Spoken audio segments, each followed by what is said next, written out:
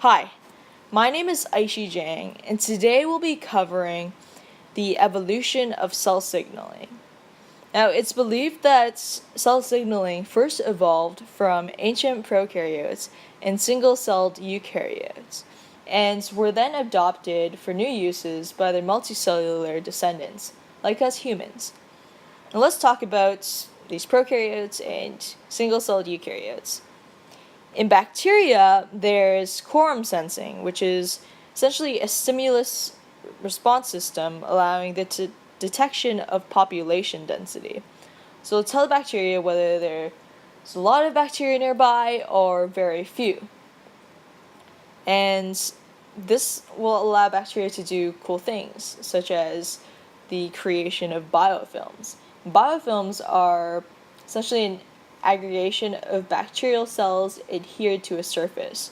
For example, when you wake up in the morning and you see, a slimy substance on your teeth, hopefully you don't, but if you do, well, that's a biofilm for you. And you might want to brush your teeth to get rid of that biofilm because the aggregation of bacteria can then cause cavities. Now let's take a look at cell signaling that's used by a single-celled eukaryote, such as yeast.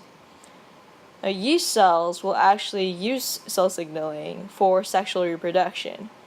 And how sexual reproduction works in yeast cells is that you'll have two haploid cells, shown here, and these haploid cells can either be mating type A or mating type alpha.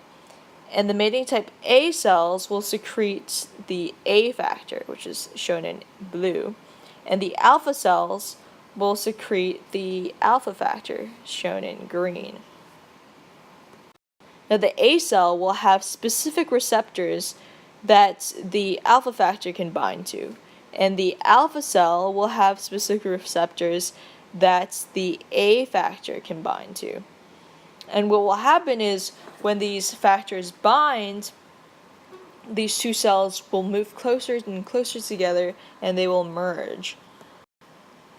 And what will happen is these two haploid cells will merge and become diploid.